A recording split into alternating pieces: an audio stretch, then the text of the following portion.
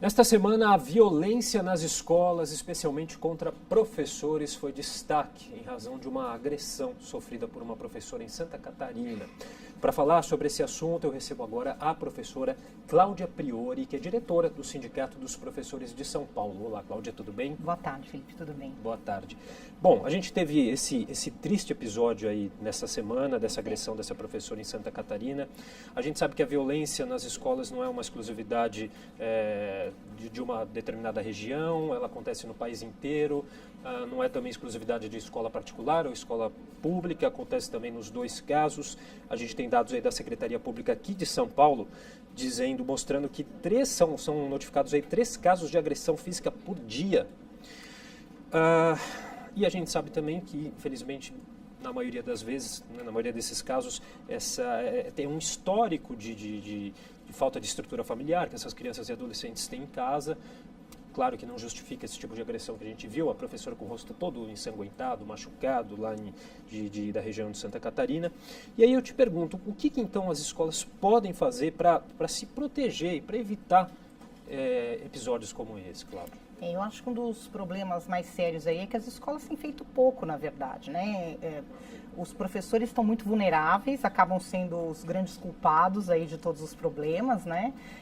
Essa raiva toda que existe aí acaba sendo depositada no professor, o professor acaba sendo um alvo, inclusive dessa onda de raiva toda, né, que está acontecendo aí na sociedade, e a gente vê, infelizmente, esses professores sem nenhum tipo de proteção, porque nem a proteção em termos de segurança física mesmo dos prédios não existe, tanto nas escolas públicas, que deveria ser feito até pela polícia mesmo, né, e nas particulares também.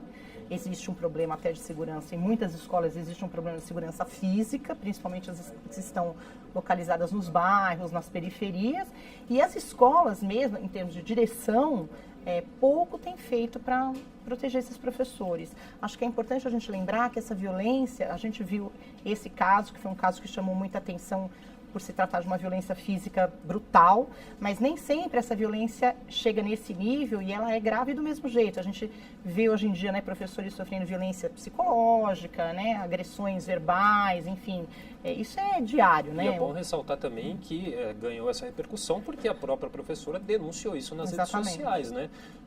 Tem muitos casos que talvez isso aconteça que nem as pessoas nem fiquem sabendo. Isso foi super importante você citar, porque existe um número muito grande de casos que não são denunciados, que são velados. A gente sabe de casos, eu mesma conheço um caso de uma escola em que eu trabalhei, da professora ter sido agredida, não foi um caso tão grave quanto esse, mas assim, foi um tapa.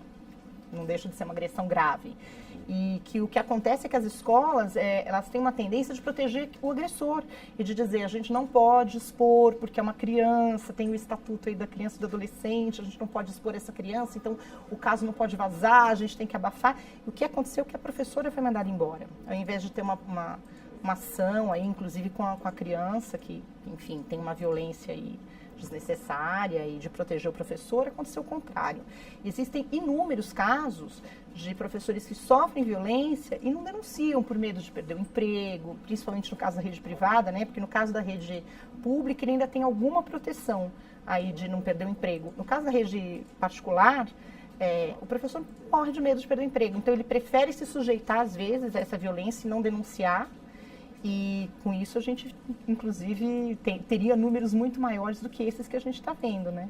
Que é um absurdo, né? Vai totalmente contra o que deve ser feito. E a gente tem casos graves também, talvez, não sei, não dá nem para dizer que é menos grave, mas casos de agressão verbal e furtos também. Furto não combina, não tem nada a ver, um lugar de educação ali você tem furtos, que é uma coisa que não é de hoje e que também são indícios de que, se nada for feito, podem chegar a casos como esse dessa agressão terrível que essa professora chegou, né? Com certeza. Quando você fala de furtos, por exemplo, isso não é uma característica exclusiva da rede pública, pelo contrário, existe um número grande também em escolas particulares, inclusive de crianças adolescentes que roubam celular por causa de droga, né? Para trocar por drogas e coisas desse tipo, quer dizer, não é uma coisa exclusiva. Então a violência, eu acho que é importante a gente começar a pensar a violência de uma forma ampla, com muito cuidado, né, com muita atenção. Quando você fala em violência verbal, por exemplo, os professores, existem estudos de que os professores é uma das profissões mais estressantes do mundo, né, no Brasil.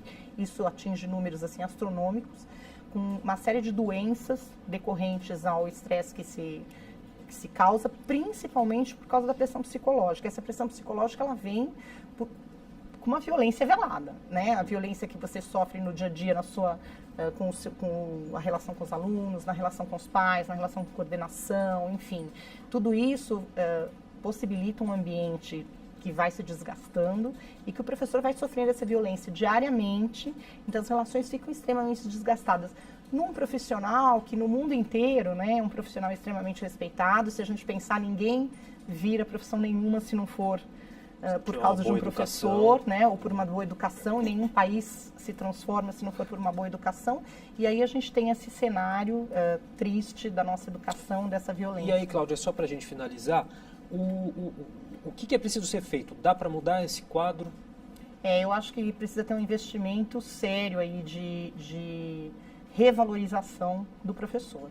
Acho que o professor precisa voltar a ser entendido como uma pessoa, enfim, ser valorizada em vários aspectos, né? Não só na questão salarial, que eu acho que isso, claro, também, mas assim, de ser valorizado como um profissional importante dentro da sociedade e é um trabalho que não vai ser de um dia para o outro, tem que ser um trabalho sério e que tem que começar agora, assim, já, né, para ontem.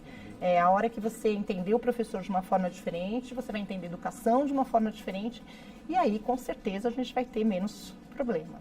E esse tipo de trabalho vem também, em parte, aí dos sindicatos, podem Com se organizar certeza, também para contribuir com certeza. bastante nessa questão. Né? Eu acho que aí, inclusive, é uma mensagem muito importante, essa organização coletiva. A gente só consegue resolver algumas questões no coletivo.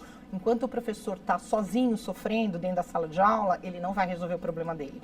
Na hora que ele traz o problema para o coletivo, o sindicato tem condições de ajudar, porque daí é um grupo, é uma ação maior. Então, assim, isso é super importante, é trazer essa ação para o coletivo, que junto a gente consegue resolver. Tá certo. Cláudia, muito obrigado pela participação. Obrigada a você pela oportunidade. Boa Até tarde. uma próxima. Boa tarde.